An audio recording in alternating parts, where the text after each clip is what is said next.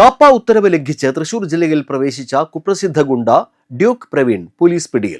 പുറത്തുശ്ശേരി സ്വദേശി മുതിരപ്പറമ്പിൽ വീട്ടിൽ പ്രവീണിനെ Irinjalakuda station SHO Dileesh ടിയുടെ നേതൃത്വത്തിലുള്ള അന്വേഷണ സംഘമാണ് അറസ്റ്റ് ചെയ്തത്.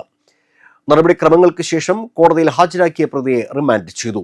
മെയ് 23 മുതൽ സഞ്ചലന നിയന്ത്രണ ഉത്തരവ് പ്രകാരം 2 മാസത്തേക്ക് ഇയാളെ തൃശൂർ റവന്യൂ ജില്ലയിൽ നിന്ന് നാട് കടത്തിയിരുന്നു. ഈ ഉത്തരവ് ലംഘിച്ച് ജൂലൈ 1 ഇരിങ്ങാലക്കുട പോലീസ് സ്റ്റേഷൻ പരിധിയിലെ വെള്ളൂർ എന്ന സ്ഥലത്ത് പ്രവേശിച്ചതിനെ തുടർന്നാണ് പ്രതിയെ പോലീസ് പിടികൂടിയത്.